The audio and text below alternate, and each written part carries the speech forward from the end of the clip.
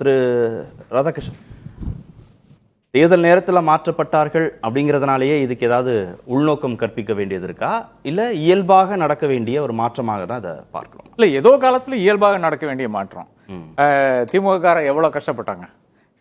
Supreme கோர்ட்டுக்கு போனாங்க, பார்லிமெண்ட்ல தர்ணா உட்கார்ந்தாங்க, கோஷம் முழக்கினாங்க, ரெசல்யூஷன் கொண்டு வந்தாங்க, கவர்னர் மாளிகைக்கு ஆளுநர் மாளிகைக்கு நடந்தாங்க, எதோ செய்து ஒரு 2 வருஷமா வந்து ரொம்ப இன்னதான் இல்லைன்னு சொல்லி கஷ்டப்பட்டாங்க. எலெக்ஷன் வரைக்கும் மாத்த வேணாம்னு தானே சொன்னாங்க. இல்ல இல்ல இல்ல அதுக்கு முன்னால எவ்வளவு முதல்வர் அப்படிதானே சொன்னாரு. இல்ல, ஒரு 13 பில் வந்து நிறுத்தி வச்சிட்டாரு, அந்த நீட் பில் உட்பட. அதன் பிறகு வந்து நீட் பில் திருப்பி அனுப்புறாரு. அதன் பிறகு சொல்றாங்க உங்களுக்கு அதுக்கு அதிகாரம் இல்லைன்னு சொல்றாங்க. அப்புறம் வந்து பிரசிடென்ட்டுக்கு அனுப்புறாரு. இந்த மாதிரி பல பில்கள் வந்து அவருக்கு அதிகாரம் இருக்கிற பில் எல்லாம் பிரசிடென்ட்டுக்கு அனுப்பி, அது வேற சுப்ரீம் கோர்ட்ல போய் நிறுத்தி, சுப்ரீம் கோர்ட் கழுவி ஊத்தாத குறை எதோ சொல்லிச்சு சுப்ரீம் கோர்ட். அதன் பிறகு வந்து இந்த ஒரு இதுல தான் பிரசிடென்ஷியல் ரெஃபரன்ஸே போகுது இல்லையா. அதன் பிறகுதான் பிரசிடென்ட் ரெஃபரன்ஸ் தான் இந்த மாதிரி ஆளுனுடைய பவர் வந்து டிஃபைன் பண்ண முடியாது என்ற தீர்ப்புக்கு வந்து அவங்க வந்து வந்துடுறாங்க. ஆனால் அதுவரை எந்த அளவுக்கு வந்து பிரச்சனைகள் செய்ய முடியுமோ அந்த அளவுக்கு செஞ்சாரு. அதை ஒரு பெரிய இஷ்யூவாக எடுத்துட்டு போயிட்டு, இத்தனைக்கும் வந்து நாகாலாண்டில் அவர்னால் வந்து ஹேண்டில் பண்ணாத முடியாதனால NSCIM ஐசக் முனிவா குரூப்பினுடைய அந்த மிலிட்டன்ட் குரூப்பினுடைய நெகோசியேஷன்ல இருந்தாரு. அந்த குரூப் வந்து யூனியன் ஹோம் மினிஸ்டரோட சொல்லுது, இவர் தான் நாங்க பேச மாட்டோம் அப்படின்னு சொல்றது. அதாவது தன்னுடைய வாழ்க்கை பூரா வந்து நார்த் ஈஸ்ட்ல இருக்கிற மிலிட்டன்ட்டை படித்த ஒரு நபர், மிலிட்டன்ஸ் அந்த குரூப்ஸை படித்த ஐபியினுடைய அதிகாரி, ஸ்பெஷல் டைரக்டரா இருந்திருக்கிறாரு, நேஷனல் செக்யூரிட்டி கவுன்சில் இருந்திருக்கிறாரு. இவ்வளெல்லாம் முடிச்சு ஒரு தேர்ச்சி படுத்த ஒரு மனிதரை பார்த்து அவங்க என்ன சொல்றாங்க பார்த்தீங்கன்னா, இவர் தான் நாங்க பேச மாட்டோம்னு. அப்ப அவர் அங்கிருந்து நீக்க வேண்டியது கட்டாயமாகிறது. அப்ப நீக்க வேண்டியது கட்டாயமான கூட அவர் வந்து இவ்வளவு கான்ட்ரிபியூட் பண்ணியிருக்கிறான்னு சொல்லிட்டு தமிழ்நாடு கொடுக்குறாங்க. அப்ப தமிழ்நாட்டில் அவர் வந்து தனித்துவமான பல விஷயங்கள் செய்யறாரு. என்னன்னு பாத்தீங்கன்னா, பாஜகவினுடைய ஒரு அலுவலகமாக ஃபர்ஸ்ட் மாத்தி விட்டுறாரு. என்ன இது போடல, இந்த தாமரங்க வைக்கல, அப்புறம் வந்து இந்த சாயம் பூசல, இது தவிர வேற எல்லாம் செஞ்சுட்டாரு. இதுதான் தனித்துவம்ங்கிற அந்த இது பயங்கரமான தனித்துவங்க. அதாவது திருவள்ளுவருக்கு காவி ஆடையை போட்டு அங்க போய் மாலை போடுறது, இது அப்கோர்ஸ் இதெல்லாம் ஒரு பிரச்சனைக்குரிய விஷயமாக நான் பார்க்கல. காவி உடைய போடலாம், ஒரு நாள் ரோஸ் உடைய போடலாம், ஒரு நாள் வந்து அதிமுக உடைய போடலாம், திமுக உடைய போடலாம் திருவள்ளுவருக்கு. அதனால திருவள்ளுவர் மாற போறது இல்லை, நாம தான் மாறிக்கொண்டு இருக்கிறோம். ஆனால் அந்த கவர்னர் ராஜ்பவன் என்பது வந்து லோக்பவன் மாத்தினதுல வந்து நல்லா பேர் எடுத்துட்டாரு அவரு. அது மத்திய அரசாங்கத்தை பேர் இருக்கிறாரு. பட் அதை தாண்டி பாத்தீங்கன்னா, தமிழகத்தில் இருக்கின்ற ஏறத்தாழ ஒரு பேரலல் ஆபீஸ் அங்க நடத்தி கொண்டிருந்தாரு. அவார்டு வழங்குறது, குழந்தைகளுக்கு அவார்டு வழங்குறது, டீச்சருக்கு அவார்டு வழங்குறது, இந்த மாதிரி பல குரூப்புகளுக்கு நாம் ஒரு கவர்னர் செய்யாத விஷயங்கள்லாம் பார்த்து கொண்டிருந்தோம்.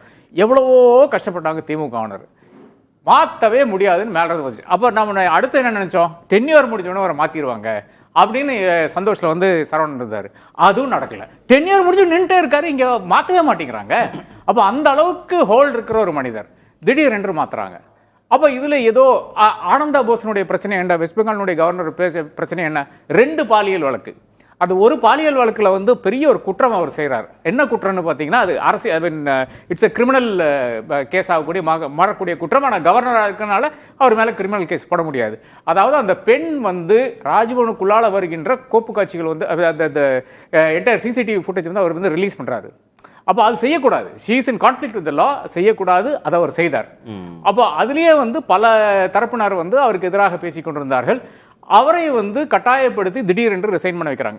வேற 7 கவர்னருடைய மாற்றங்கள் வருகிறது, இன்னும் இன்க்ளூடிங் லடாக் கவர்னர். அவர் வந்து டெஃபினட்டாக இன்காம்பிட்டன்ட், அதனால மாத்துறாங்க. அது நம்ம பேச வேண்டிய அவசியமே இல்லை, இன்காம்பிட்டன்ஸ் பேச வேண்டிய அவசியமே இல்லை. ஆனால் இங்க என்ன பேசப்படுதுன்னு பாத்தீங்கன்னா, வெஸ்ட் பெங்கால்ல வந்து இன்னும் SIR முடியவில்லை. அப்ப அந்த SIR-ஐ வைத்துக்கொண்டு சாகேத் கோகலே என்ற திரிணாமுலுடைய MP என்ன சொல்றாருன்னு பாத்தீங்கன்னா, இது சாக்காக வைத்துக்கொண்டு இங்கே பிரசிடென்ட் ரூல் வரப்போகுது. ஏனென்றால் SIR ப்ராசஸ் முடிக்கவில்லை என்றால் தேர்தல் நடத்த இயலாது. தேர்தல் நடத்த இயலவில்லை என்றால் இந்த அரசாங்கத்தினுடைய கால அளவுன்னு பார்த்தீங்கன்னா மே 15 அதுக்குள்ளால வந்து நியூ கவர்மெண்ட் ஃபார்ம் ஆகணும். நியூ கவர்மெண்ட் ஃபார்ம் ஆகிறதுக்கு வாய்ப்பு இல்லை. அப்போ பிரசிடென்ட் ரூல் கொண்டு வரணும். பிரசிடென்ட் ரூல் கொண்டு வரும்போது ஆனந்தா போஸ் மாதிரி ஒரு ஆள் அங்கே இருந்தால் சரியாகாது, கவர்னர் சரியாகாது. இந்த லாஜிக் எனக்கு புரியல. இருந்தா கூட அவர் வந்து ஒரு எலெக்ஷன் நடந்ததுன்னா ஆனந்தா போஸனுடைய அந்த லீலைகள் வந்து ஒரு பெரிய ஒரு பிரச்சாரமாக எடுத்துட்டு போகலாம். இல்லை என்றால் RN ரவி அங்க பொருத்தமான ஒரு ஆளாக இருப்பார். இனி அடுத்ததாக இங்க வந்து ஒரு கவர்னர் இன் ஆப்சன்சியா கேரளா இருக்கிற கவர்னர் போட்டாங்க. நமக்கு 2017 ஞாபகம் இருக்கு. வித்யாசாகர் ராவ் வந்து Maharashtra governor in charge of Tamil Nadu. இங்க வந்து சசிகலா அம்மையாரை வந்து முதல்வராக வந்து அதிமுக எம்எல்ஏ குழு வந்து பரிந்துரைக்கிறது. கவர்னரை காணோம். கவர்னர் வந்து பாம்பேல தோற்றமளிக்கிறார், டெல்லியில தோற்றமளிக்கிறார், ஒரு கல்யாணத்துல மனோகர் பாரிக்கரனுடைய மகளுடைய கல்யாணத்தில் தோற்றமளிக்கிறார். ஆனா சென்னைக்கு வரமாட்டாரு. சென்னைக்கு எப்போ வர்றாரு? சசிகலா அம்மையாருடைய அரஸ்டுக்கு பிறகுதான் அவர் வந்து சென்னைக்கு வருகிறார். அப்போ அந்த மாதிரி ஏதாச்சும் இங்கேயும் நடக்கிறதுக்கு வாய்ப்பு இருக்கா? இனி இப்போ என்ன தொங்கு சட்டமன்றமா, அந்த விஜயனுடைய இது என்ன எல்லாம் பார்த்துதான் இங்க ஒருத்தர் நியமிப்பார் நினைக்கிறேன். அப்ப எல்லா ஒரு ஆளுநர் மாற்றத்திற்கு பின்னாடி இவ்வளவு கான்ஸ்பிரசி தியரி இருக்கு. ஏன் எல்லாம் நம்ம பேசலாம்ல. 2017 என்ன நடந்தது? நமக்கு ஒரு ஹிஸ்டரி இருக்கு, வரலாறு இருக்கு. அந்த வரலாறுல என்ன கவர்னரை காணவில்லை. எப்ப காணவில்லை? ஒரு முதல்வரை தேர்ந்தெடுத்த பிறகு கவர்னரை காணவில்லை. இது ஒரு எக்ஸ்பீரியன்ஸ் நமக்கு இருக்கு. நமக்கு 2026க்கு பிறகு என்ன நடக்கும் சொல்ல முடியாது. விஜய் என்பது யாரை அடிக்கிறார், எங்க அடிக்கிறார் நமக்கு தெரியல. அவர் வந்து ஜெயிக்க போறதில்லை. ஆனா அதே நேரத்தில் அவருடைய சீட் வேணா ஜெயிப்பாரு, பட் வேற ஒரு சீட் அவர் ஜெயிக்க போறதில்லை. ஆனால் அதிமுகவையும் பாதிப்பு இருக்கிறது, திமுகவுக்கும் பாதிப்பு இருக்கிறது. அப்போ எந்த மாதிரியான ஒரு சட்டமன்றம் இனி அமையும் என்று சொல்லுக்கு வாய்ப்பே கிடையாது. இது தமிழ்நாட்டினுடைய நிலை. பீகாரினுடைய பெங்காலினுடைய நிலையை பார்த்தீங்கன்னா அங்கே ஒருவேளை பிரசிடென்ட் ரூலுக்கு வர்றதுக்கு வாய்ப்பு இருக்கிறது. ஏனென்றால் இன்னும் அந்த எலக்ட்ரல் ப்ராசஸ், அந்த எஸ்ஐஆர் ப்ராசஸ் முடியவில்லை. எஸ்ஐஆர்ல பெரும் குழப்பம் அங்கு நிலவி கொண்டிருக்கிறது. அப்போ அது தொடர்ந்து நடந்து கொண்டிருந்தால் பிரசிடென்ட் ரூல் இல்லாமல் வேற வழி இல்லை. பிரசிடென்ட் ரூலுக்கு வந்தால் ஒருவேளை நமக்கு அதிகாரத்துக்கு வர்றதுக்கு வாய்ப்பு இருக்கிறதாக பாஜக கருதுகிறது. அப்ப இதுதான் ஒரு பெரிய ஒரு இப்ப இருக்கின்ற, நான் இது கம்ப்ளீட் கான்ஸ்பிரசி தியரியா என்ன சொல்லவில்லை. இப்ப இருக்கின்ற அந்த இஷ்யூ கடந்த காலத்துல நடந்ததை வச்சு இப்ப நடக்கிறத வச்சு நான் ஒரு I am just making a future prediction.